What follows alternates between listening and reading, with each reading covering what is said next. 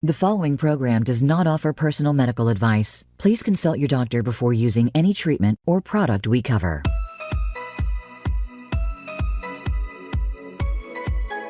Welcome to Go to Health Radio with your host, Jonathan Marks. We provide a welcoming environment where experts educate you on important health topics, answer your questions, and provide information from which you can benefit in consultation with your doctor. And now, here is Jonathan Marks.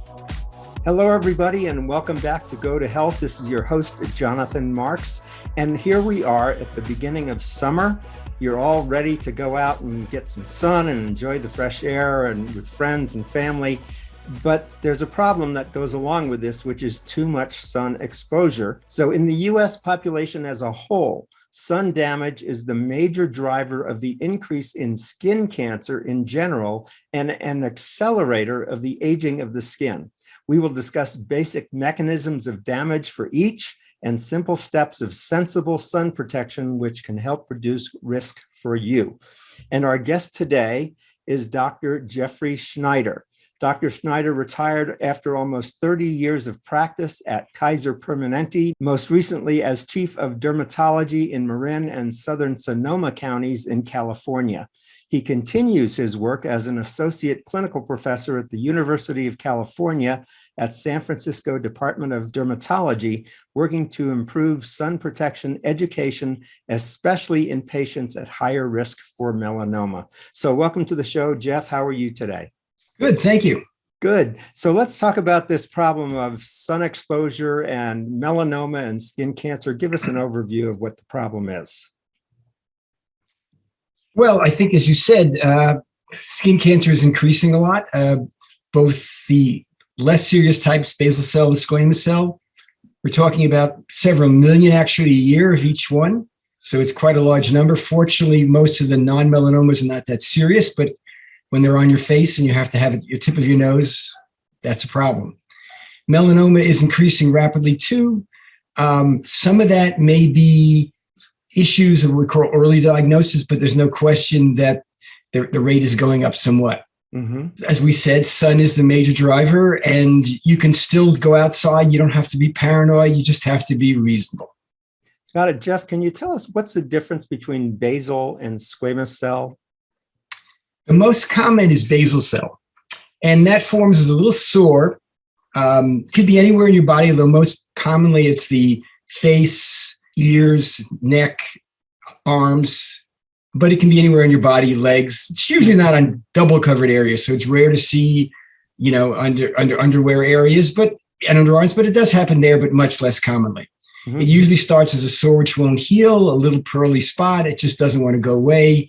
It's bleeding. And when something like that goes on for more than a month and you're not picking at it, you probably should get it checked. Or you see this little growth that's just getting bigger over time. The basal cells tend to be sort of pearly, but basically if you see something that's growing consistently, not one day you say it's there and it hasn't changed in a long time, but if it's growing, you should get it checked. Squamous cell is less common, a little more serious. It tends to be tender and rough. Mm-hmm. And so if you have a sore that's tender and rough, it could be bleeding too. And again, it's growing, then you should definitely show it to your doctor. And then there are precancerous changes, but basically those are the people who just notice they have rough spots in their arms or faces and they get often frozen. And those can go on, not obligate. It's maybe 1 in 100 per year, right. But it's higher in people with high risk. But there's certainly a warning sign. You should definitely start protecting yourself at that point. So do basal and squamous cell, is it carcinoma, is it called it, or what is it? They're both called carcinomas, right? Yeah. Okay. And so basal cell, as I said, there are definitely people who die from it, but it's pretty rare. Squamous cell, a little bit more common. Mm-hmm. Melanoma is the one with a bigger mortality by several fold compared to the others, even though it's less common. Right. But let me just ask, so basal and squamous cell, their only cause is sun exposure, or are there other causes? Overwhelmingly, it's sun mm-hmm. for both of them. Certain chemical exposures, carcinogens can do it. With squamous cells, chronic irritation or after a burn can do it. And then in both of them, there are genetic predispositions, which are very rare. I mean, certainly fair-skinned people like you and I are predisposed, but there are people who are, 10 or 100 times more than we are for genetic reasons, where everybody in the family starts getting it early. Mm-hmm. But for most people, it's the sun. Got it. And talk to us about melanoma and how that's different from the basal and squamous cell and the increase in danger of melanoma. Right. It is usually pigmented, not always, but it's usually pigmented. The pigment is irregular, variable at the edge. And again, it's growing. So if you see this little spot there that's been there for 20 years, it hasn't changed, but now you look at it, you say, well, I'm not sure. Take a picture of it, check it again. If you see something you know is growing and you can see it persistently enlarge, definitely get that checked. Usually you're talking about things that are going to be bigger than a 1/4 inch, but they can be smaller too. If you really see something growing rapidly and bleeding, I wouldn't wait, because it could be the others. You can't early on. Sometimes it's hard to tell, even the basal cell, which can be pigmented from a melanoma, but generally as you get bigger and larger and it's flat, although sometimes it can be just a raised bump that's dark or bleeding. So that's why there is a lot of overlap in the presentation. But certainly it's an enlarged, irregular, growing, and usually somewhat mottled pigmented spot. And so when you have either basal or squamous cell that your doctor has found, what are the treatments for that? Basal and squamous cell are generally surgical removal. There are some creams you can use for basal cell. Radiation can be used, but generally it's surgical removal. And if it's not around the middle of your face, it's generally pretty easy to remove. On the face, it's a little trickier, but it can definitely be done. Isn't freezing a common treatment? Those are for the precancers. Those are for actinic keratosis. These rough spots, which are pre-squamous cells. And as I said, they actually rarely become individually, but people tend not to get one. You start getting them, and then there are people who are coming with hundreds. Right. And so you can definitely treat anyone that bothers you, and some people treat all of them, but I think the data for that is small, that it's actually that helpful. But definitely you need to, that's the wake-up call, because if you're getting sun, you are supercharging those things. Got it. Okay. How often should you see the dermatologist, Jeff? It depends on what's going on. Dermatologists in general will say once a year, but there's no data for that. People generally pick up their own skin cancers, so people can do a decent job. But certainly if you've had skin cancer, then that's different. Then you're going to be followed at some interval depending on those things. But I would say it'd be good to check yourself. Again, my colleagues will say once a month. For a lot of people, that's a lot, unless there's a risk. But I would say once a year, if you look yourself over, see something you don't recognize, that would be not a huge burden and worth the check. Some people I'll say, they say, well, how do I know? Well, then I'll tell them everybody has a camera now in their phone. Have your partner or a friend take a picture, and then you have a good record that you know if something's new or not. And that's pretty simple. And the phones are so good now that you can blow it up and look at those things. And so that's a good way to follow things. And, it's very cost effective and actually very effective because it gives you the baseline for the doctor in the future. Great. Yeah. So I guess using what are now wonderful cameras on phones are a great way to kind of help treat yourself. So you talked about freezing and people coming in with a lot of these keratosis. I know when I have gone to the dermatologist, because I do have light skin, he does an inspection. There's usually more than one place that gets frozen if I haven't been careful over the last few months. It's a field effect. So when you have one thing to understand, if you look under the microscope, you'll see earlier stages basically wall to wall. So the person who gets one at 30, it's not true. But when you get to our age and you start getting some, it is a field effect. So you have them wall to wall. And so although I think it's reasonable to treat them, especially if they're symptomatic, but if you don't tell the patient that the most important thing is not my freezing it, but you're protecting yourself, and of course, coming in if something's changing in a fit way, you're missing the boat. And that's my one, I spend most of my time talking to people about prevention, and a lot of people like to treat them because people find it very, like the doctor's getting rid of it. But they come and go. 1 in 100, 97 out of 100 will go away in a year without doing anything. You are at risk for others, and so that's why it's good to check.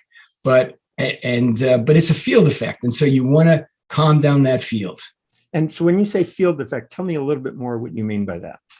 The whole area you got sun has that change. So if I did a tiny biopsy at any place on your face in the sun exposed areas, you would find changes like an actinic keratosis, but less obvious, but it's sun damage wall to wall. Oh, I see. Okay. And so that's why focusing on the individual spots, I think, is we want to deal with them, but if you don't inform them that you are like that, where you don't see anything, then you start to realize, well, just freezing me is not going to cure me, which is true.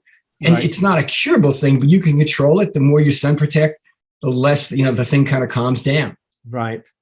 So let's go on to talk about melanoma, how that develops, and then what are the treatments for that, and also the danger of contracting it. Well, melanoma is dependent, and the seriousness is dependent on how thick it is in the skin. That's the first level of diagnosis, and they measure it in millimeters. And so that usually means it's going to be raised, but it can be flat and go deep without being raised. So you can't always tell by looking at it, but the thickness on a biopsy tells you how, as a first pass, how serious it is.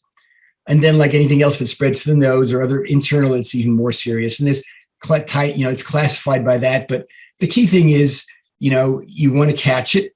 Like I said, it'll be sort of irregular, variegate browns, reds, blues, and growing. Mm-hmm. And if you see anything like that, get it checked. Nowadays, you can often send it to your doctor. A lot of places will let them send in a picture as a first pass. Mm-hmm. And so some places, and I think that's very helpful because then the doctors can better triage you. Right. And so then once you get the biopsy, generally they can be surgically excised. It's a much bigger excision margin than with the other skin cancers. Mm-hmm. Fortunately, the most common place for most people is not the face, but as you get older, the face becomes the most common place, which of course is this cosmetic issue. But there are other treatments. In the old days, when I started in the field, there was really nothing besides surgery. Now there are pretty good immunotherapies that can have significant effect on slowing the progression of disease or even causing long-term remissions. Some of these drugs, we don't really know how good that is because they're new enough that we don't know the numbers, but it is really a field which has done a revolution where there was nothing to treat them before. Now some of the newest drugs work fairly well, and it's a real blessing for people that's available and probably will continue to be available. And is melanoma, does it spread? Is it like other cancers that can metastasize?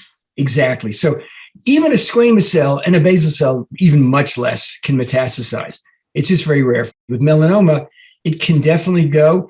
Depending how thick it is, gives you the sense of what the proportion will spread. So the thicker it is, the more likely it is to first go to the local draining nodes. Like if it's on your arm, it'll go to your underarm, or your face will go to your neck, but that kind of thing. Mm-hmm. So there's scans they can look for, and then they'll often sample those nodes to see how many there are, what they're like, and that will determine what the therapies will be, surgery or other boosters of the immune system or things like that.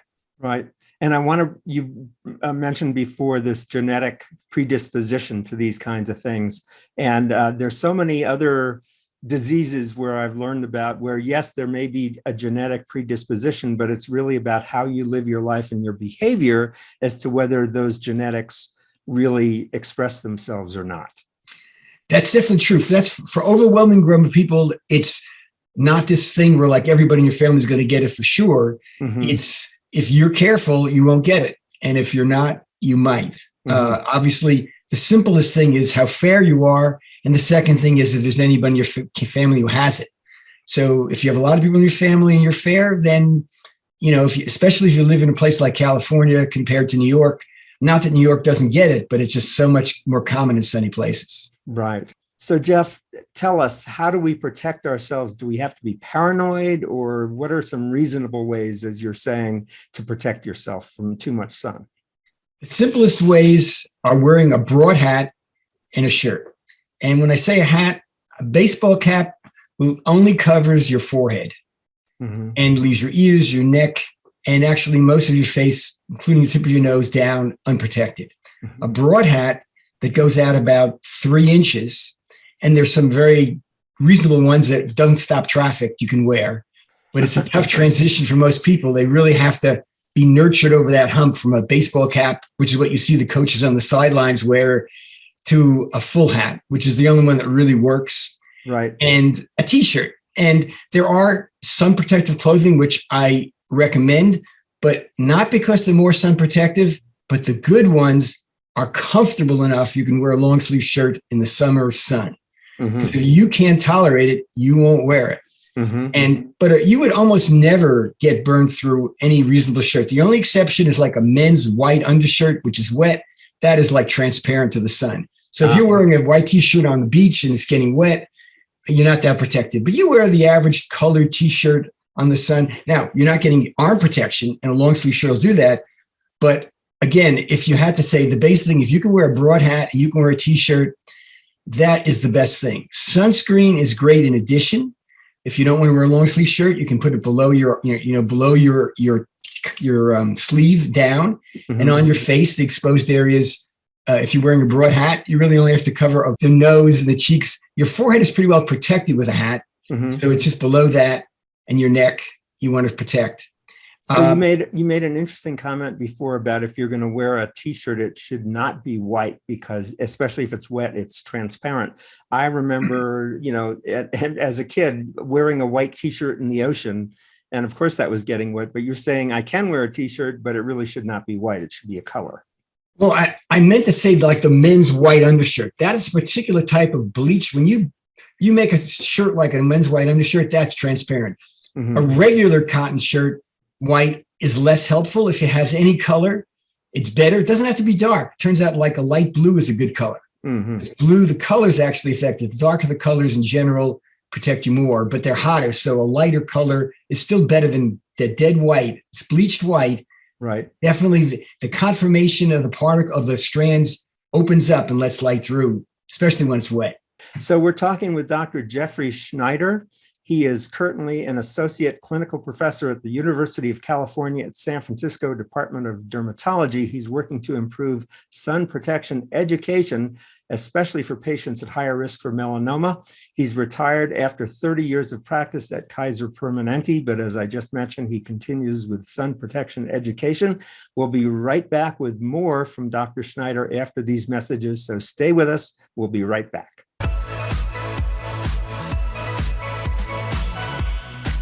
You are listening to Go to Health Radio. To reach Jonathan Marks or his guest expert on the live program, call in to 1-866-472-5788. That's 1-866-472-5788. You may also send an email to jonathanmarks@gotohealthmedia.com.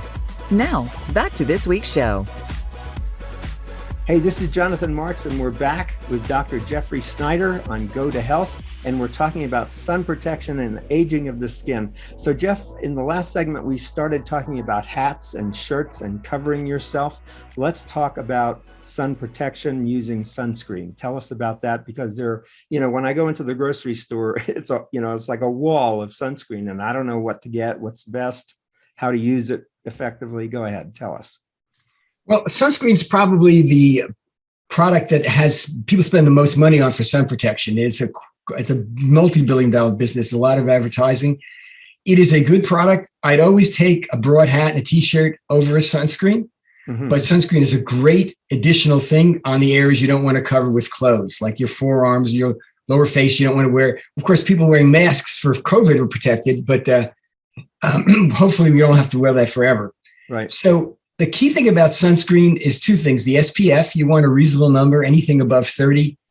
And the other thing is to put on enough. And that's the dirty secret, because there's nothing on the bottle that says how much to use. It says liberally. Yes. Nope, that doesn't mean anything to anybody. We have a handout, which I think I sent to you, which goes over what that is, because it's something you have to write down. One of my things I'm working on now is getting companies to start making pump action things that you would just do one pump for a certain area. Because we've shown that people can be trained to do it, which is to cover your arm. It takes a half a teaspoon. The problem is I tell it to people, they actually know it because I'll test them on it, but they don't take the teaspoon and do it.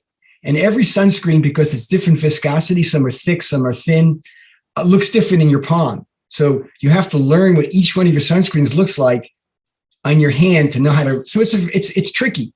I mean, you could also bring a teaspoon with you, a half teaspoon with you, but it's tricky. But anyway, there's a simple amount. half teaspoon for each arm and your head, neck, and a full teaspoon for some of the regions of your body.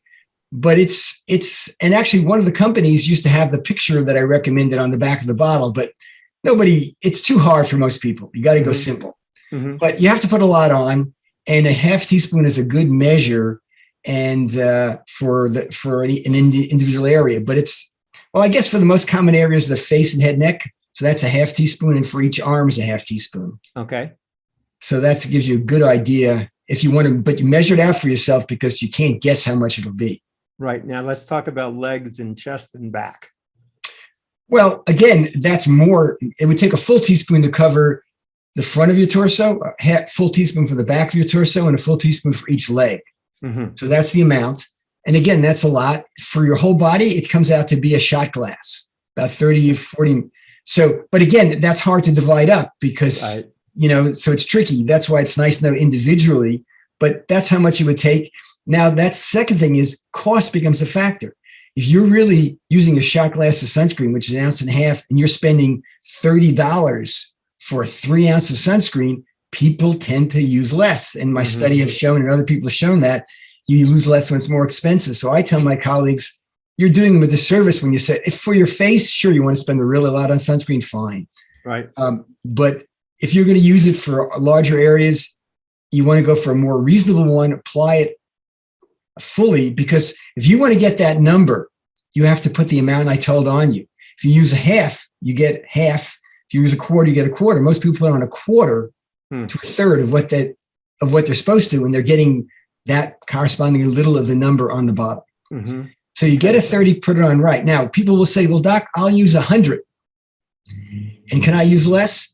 Well, in terms of a sunburn protection, that's true, but there's something called UVA and UVB. And UVA people call the aging rays, and UVB are the sunburn rays, which are also the most cancerous, but the UVA does cause cancer too. Wait, and so that UVA is aging and B is burning. Cancer. Burning Okay. And cancer, right. Okay. Now that's a simplification. Okay, simplification. When you read about the UV index, that's all about UVB. Okay. And so now we all know that in the summer is when you could get most, but actually it's not quite the summer. The peak day of sun is the summer solstice, June 21st. So actually 2.5, 3 months before you're getting a ton of sun, people are thinking, wow, I don't have to worry about the sun till the summertime and it gets hot. By the end of August, you're really over the peak down. By the time you get into September, you're really getting close to the equinox, and it's much less. And by the time you get to Christmas time, there's hardly any UVB, but UVA is the same all year, all day. Oh, wow. Oh, I didn't That's know why that. I have patients who'll say, doc, I went out and I swam in my pool every morning at dawn. I don't have to worry about it. Well, but why do I have the suntan on my back? That's because UVA will tan you, and it also ages you. Yeah. And so that's why you need a broad spectrum sunscreen applied appropriately, because if you use that 100 and use a third of it, and to start out with, the sunscreens are not as good. That number is only the burn protection. They're about a third as good against UVA as they are against UVB. Got it. So it's actually starting out less and then going lower for the aging protection. So let me ask a question just for clarity. You said use that 100. Are you talking about SPF 100? Yeah, I'm just saying, some people will say, doc, I don't want to put on this much. If I use an SPF 100, can I use a third or quarter of what you're saying? And it will reduce your SPF, your SPF, but still a 30 is a good SPF.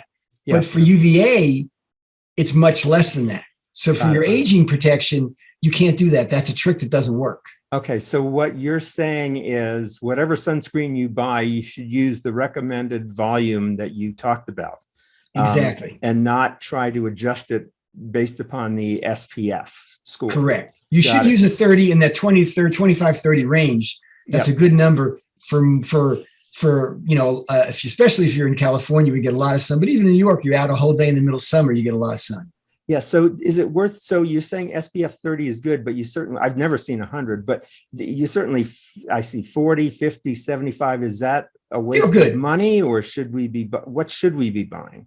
Well, at this point, the price is such that there's not a big difference in price between those two, that between a 30 and a 45 and 50, That's a sort of mid-range, a good sunscreen.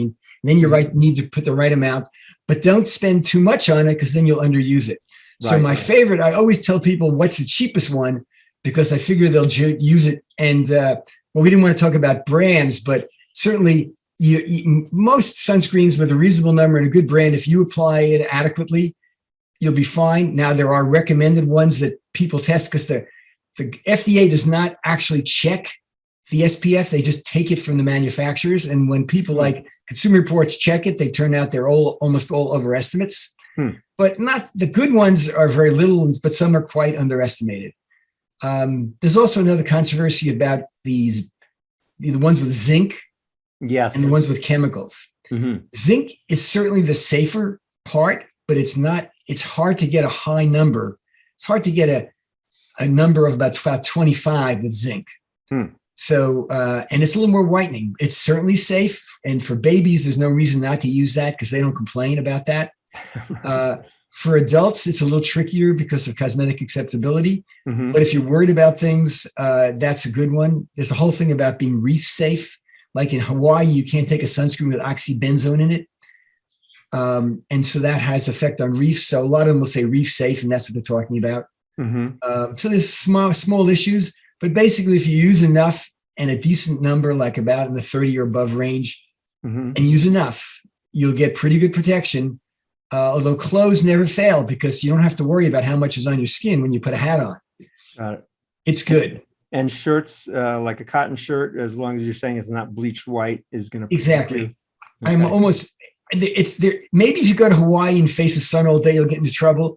But for most people, if you're wearing a colored T-shirt, it's going to have some color in it. It's going to give you good protection where you're covered, but not where you're not covered. But where you are, I've almost never had a patient come in and say, "Doc, I got burned through my shirt."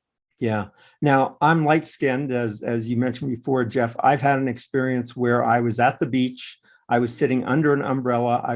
Had a hat on, but no sunscreen, and my face got really burned. And what I imagine happened was reflection off of all the sand. Does that happen? Water, sand, and ice are very good reflectors for ultraviolet rays. Okay. So there's something called shade and deep shade. You were in shade. Yeah. And there's something called deep shade. When you're in a forest and there's but beam of light coming down, then if you're under an umbrella, you are completely protected. But if you can see, but even if there's nothing reflective, even if you're on black tar, there's what's called scatter. The reason the sky is blue, because in the outer space it's all black, but on Earth you see blue, is because the blue rays, the shorter wavelengths scatter, and blue is the shortest wavelength. So you're seeing light bounce around and hit you, coming right at you. So even when you're not worried about reflection, you get it's going to vary upon time of year. You're going to get 30% of your sun coming right at you under a hat. So even a hat isn't perfectly protective, which is why I say if you're going to be out a lot, I put on some sunscreen to cover some of your face. Right. But the hat still does good. It's there. It's there. It doesn't wash off. So hats are very reliable. Shirts obviously are fine because there's nothing. Everything that's covered is covered. Right. So let's talk a little bit more about the aging of the skin. And I think most people know of people who are just sun worshipers, and they're in their later years, and their skin is really, I guess, permanently tan, but also just kind of leathery. Can you describe the process of aging of the skin? Well, there's the epidermis, which is the outer layer, and the dermis, the deeper layer. What the UVA does, it penetrates deeply and turns your skin, the shoe leather, the leather of your skin, turns it into jello. And so when you look under the microscope, it's just like mush. So it doesn't hold its right. It just gets those rinky bridges and wrinkling, and it just loses its. And in some people, it gets so thin, it'll tear. Wow. Now, some of that is aging, but it's definitely accelerated with sun. And so, they'll get these big bruises. You see, all these people have black and blue in their arm. They say, I'm not hitting anything. Just the lightest touch will cause them to bruise. And unfortunately, there's nothing we can do to get that back. So once you got it, and it only gets worse. But you'd like to stay away from it. So that's why I actually almost never go out, even with sunscreen on my arm. I go with a shirt because that's the most reliable protector. But sunscreen is good. It's definitely helpful.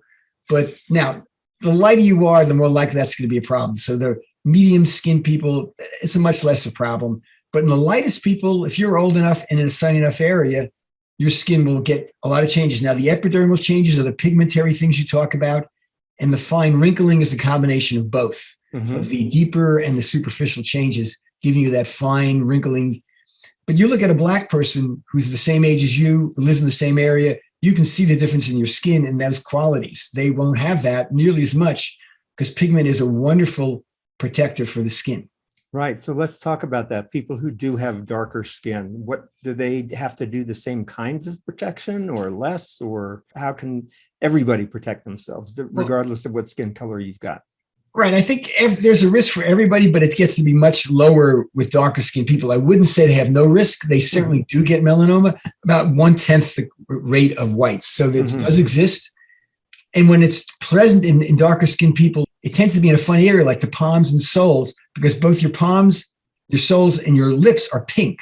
They have no pigment. So those are areas where it shows up, which is not surprising when you think about it. But so you're proportionate. You know how easily you get burnt and how easily you tan. Now, a tan, any tan, is a response to injury. So when people come into me and say, Doc, I don't have to worry about it. I got this dark tan. I'm fine. Well, you've cooked your skin, and that's the way your body protects itself. You've already had damage. Now, so some of the people who have the worst problems are people who are fair, but they tan deeply, and they think, I don't have to worry about it. I'm as protected as, no, you are not. So now you're less than me. You have more protection than I would, but a lot less than they think they are because they've already injured themselves to get dark. Wow. So the tan is already an injury. Yes. Wow. Now, one thing about that is so it's so cosmetically beautiful, is to look all tanned and like you've gotten sun. That is a very interesting thing. If you look in most of world history, most people in most cultures, still like in Asia now, the lighter you are, the more prestigious it is, because if you have darker skin, you're a field hand. If you're an aristocrat, you were white. And that was true among Europeans until Coco Chanel realized that people could go to the Mediterranean and make it back to Paris before their tan faded on a train. So she had her models get tan. So the standard of beauty, if you look at all in European, say, for example, it's always the fairest of the fair. So there's nothing inherently beautiful. It's just that once Coco started that and it became a thing, the new thing became get the vacation, come back home. And when you see models of tan, they're beautiful. When you see models of light, they're beautiful. It's just what they tell you is more beautiful. And what you imprint on as a kid really affects you throughout your life. Yeah, exactly. Yeah. I am totally imprinted from when I was a kid. Exactly. I'm sure we all are.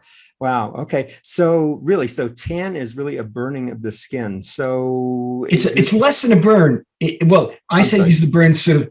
It is not a full burn. A full burn, when you look at a microscope for sunburn, you see dead cells all over the place. It's this mess. A tan, you'll have some of those cells, but much less. And the body's protected itself, so you won't keep getting a lot more. It's not completely protective, but it is somewhat protective. So I wouldn't be paranoid about a tan. I wouldn't try to get a tan. And I would certainly realize that you're not being that protected. Some protection for sure, but not as much as a lot of people think. I do see some people who are very fair skinned who wear these huge hats and it's almost covered to where you can't see their face. Is that overdoing it, or is that reasonably protective for somebody who's very light skinned? That is definitely more protective. I have hats like that. And when I go hiking in the hills where nobody's there, I wear that. When I go to the farmer's market, I wear something a little more socially appropriate. So I think that's the thing. I mean, you don't want to stop traffic, but there's no question that big hat gives you more protection. And I have one. I'm perfectly comfortable with it. It's what you want. But I think any sense of protection, if you don't wear that, wear sunscreen in a hat, you even want to wear a cap in a hat, it's reasonable. But the full hat is going to give you more protection, because I think we mentioned once, from studies the CDC has done, the most likely thing you can do that will cause a burn in terms of if you have a choice of protections, people who use sunscreen alone get the most sunburns. And people who use, this is really interesting, who use like hats and shirts and pants and sunscreen, they get more burns than people who use hats and shirts and no sunscreen. because people look at that number, this 50, 60, and they think this is like, I'm putting on like a suit of armor. Right. And it isn't. And so if you're wearing clothes, like I said, I've never seen anybody come to me to say I got burnt with clothes on under that, except in the rare, the really light white shirts getting. So It's just more foolproof. And people think sunscreen is better than it is. It is a great adjuvant, a helper. But if you depend on it completely, you really got to put a lot on. And most people don't. All right. So we are talking with Dr. Jeffrey Schneider. He worked for 30 years at Kaiser Permanente in dermatology.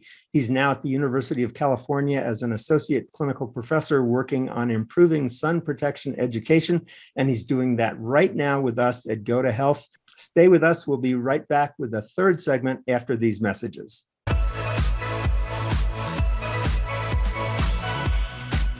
You are listening to Go to Health Radio. To reach Jonathan Marks or his guest expert on the live program, call in to 1-866-472-5788. That's 1-866-472-5788. You may also send an email to jonathanmarks@gotohealthmedia.com.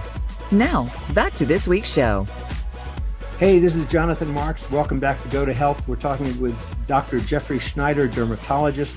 So Jeff, in the last two sessions, we've been talking about how to protect yourself with both clothing and sunscreen. I want to know a little bit more about your background. Can you tell us about your history and what interested you in dermatology, how you got into it? Well, actually, I watched Marcus Welby, MD as a kid, so I wanted to be an internist. And I actually trained in internal medicine. But while I was training internal medicine, I rotated through several other fields. And I had done some dermatology training in medical school because I was told that as an internist, about a third of the patients will come in with skin problems. So I wanted to know more. But then I realized I liked the dermatology more than the internal medicine, although I liked medicine. And so I switched over to dermatology. That's what got me out to the West Coast. I trained here at UCSF. And when I got out to San Francisco, I was most impressed with how sunny it is here. It's just so much brighter, and correspondingly, the amount of skin cancer is just so much higher here because there's just so much more sun. Right. So early on, realized that that's true. You want to do, if you want to prevent, practically when I started, there was no real good treatments for melanoma besides surgery. So I said, if we can't do anything that, let's prevent it. So I got really into what was usually the only thing I could do to help reduce the number of melanomas that way. Did you find people compliant, or people pretty much sun worshipers and really not listening to your advice very much? That's a good question. What I discovered was you have to ask people what they do outside. Tell me what your outdoor habits are.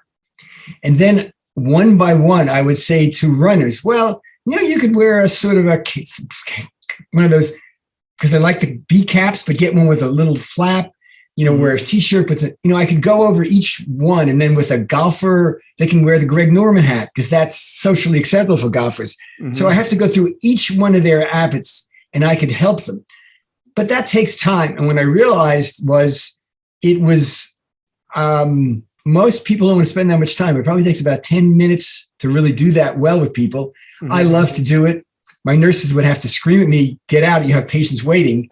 But I think it takes time. And so that's one of the reasons why people love to give people handouts. And I've always said to my colleagues, you can give them a handout. Unless you've explained it to them, it goes right in the trash. So if you want them to read it, you need to go over with them the points that you want to make, underline it, so then they can find it easily. But very few people go home and read the handouts. And so you really have to make a point. Now, it doesn't have to be you. It could be your nurse. You could have a video playing in your office. There are things you can do to make that easier. Right. But I think education is key because, as we said, these are the major cause of this problem, and we can make a bigger dent in it if we did better. Even for people who are well-meaning. I mean, the amazing thing about the study we did was we had people who had melanoma who were doing everything in terms of hats, shirts, this and that. But none of them, they didn't put any more sunscreen on than the people who didn't have any recourse, because even if they knew the half teaspoon, nobody had gotten home and put it in their palms. So the study was, we put it in their palms so they could see it. And then they actually learned how to use it. And it actually faded over time, but it was helpful.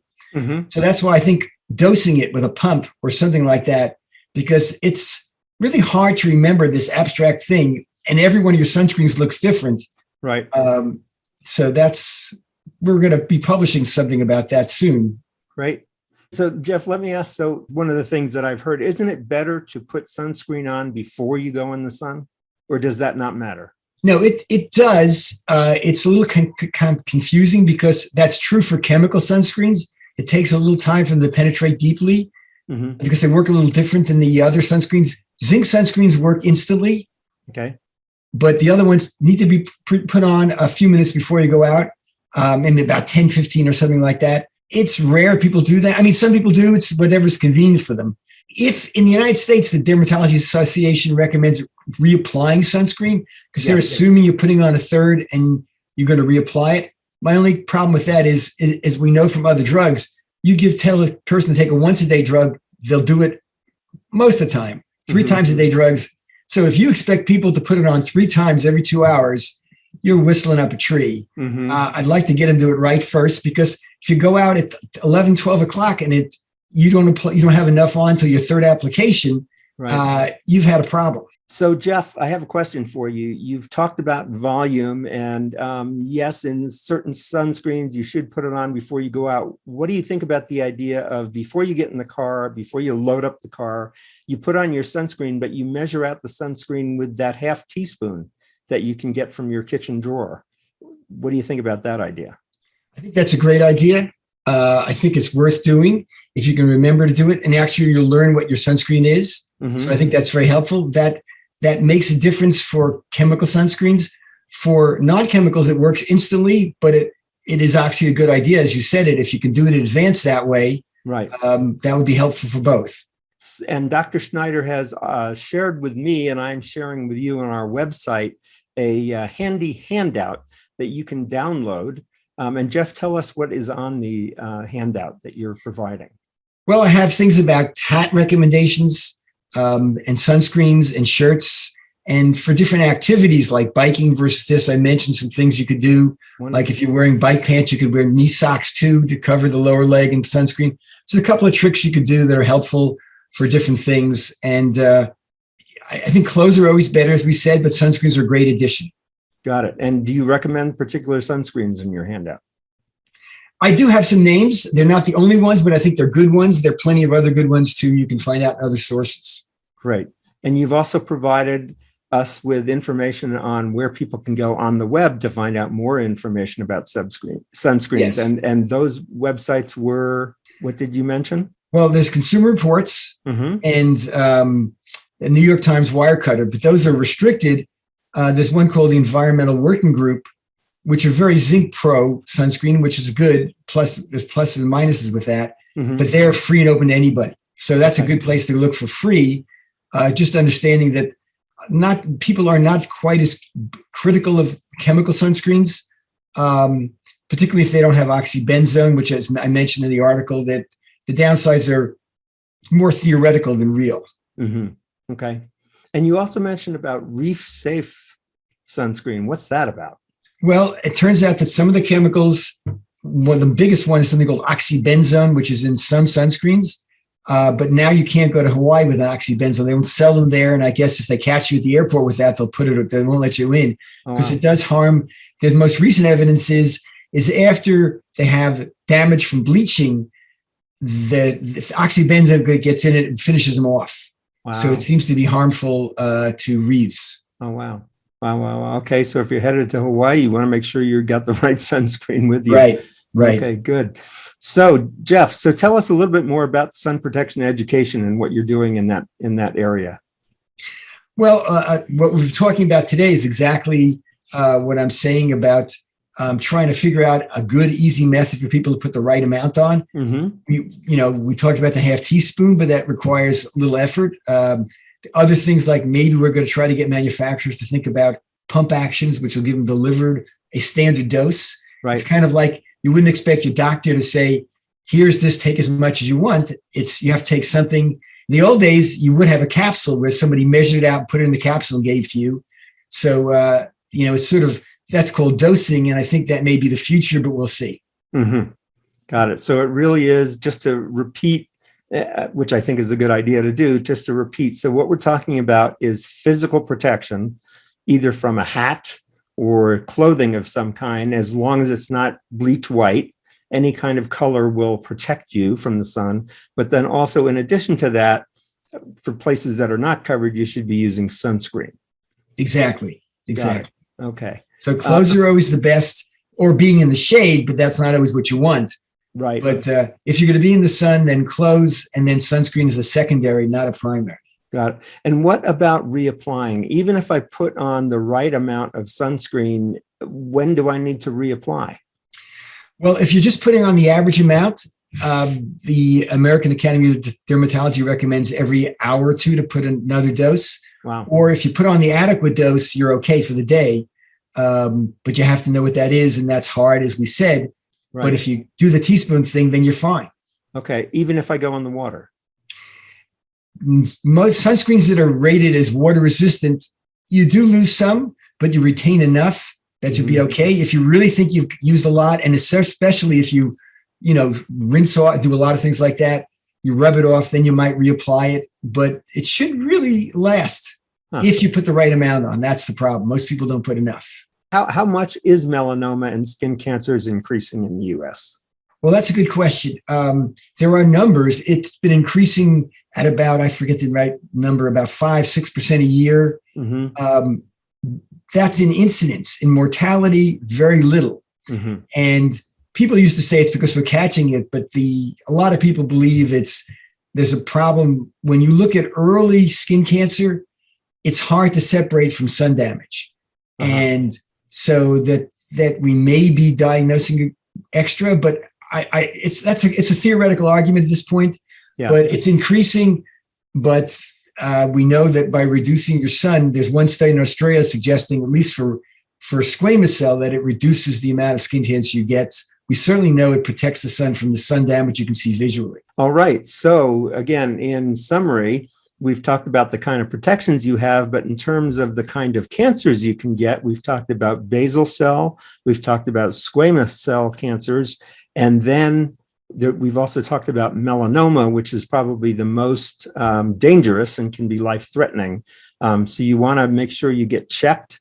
If you've got, tell us briefly again, Jeff, what are the symptoms of these three different types? Well, the symptoms for melanoma will mostly be changed early on. You wouldn't expect there to be very many symptoms. You can have symptoms. You can have burning, bleeding. That's rare. So you see a growing, irregular, variable color spot that wasn't there before and is now growing. Got it. If you're not sure, you can take a picture of it, check it again, or if it's definitely, it's growing, then definitely get it checked. The others tend to be either little sores that don't heal, like the basal cell, or squamous cell is this tender, crusty spot, again, that's growing. And in any of those cases, I would get it checked. They're not always those things, but certainly that would make you worry about it. Jeff Schneider, thank you so much for being with us. Dr. Schneider is retired from 30 years of practice as the Chief of Dermatology in Marin and Southern Sonoma counties for Kaiser Permanente, and he's currently working as an associate clinical professor at the University of California, San Francisco in dermatology and working on sun protection education. Jeff, it's been a pleasure to have you on today. Thank you for helping us be safe in what we hope will be a sunny and wonderful summer. Thanks for being with us. You're welcome. Thank you. We'll be back, everybody, next week with another show. But until then, you can listen to us on Voice America and 7 other podcast networks. You can also watch us at gotohealthmedia.com. And as I mentioned earlier, on Jeff Schneider's page, you will see a download that you can take, which will give you a lot of information about sun protection and sunscreen. And we hope you'll download that so that you can have the best information to enjoy the summer with your family. Take care, everybody. We'll be back next week. This is Jonathan Marks, and Go to Health.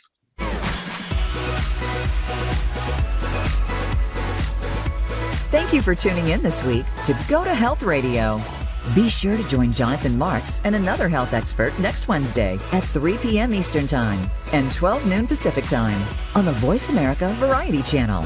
You can also catch the program on your favorite podcast platform. Until our next show, be sure to visit us on the web at gotohealthmedia.com and elevate your life.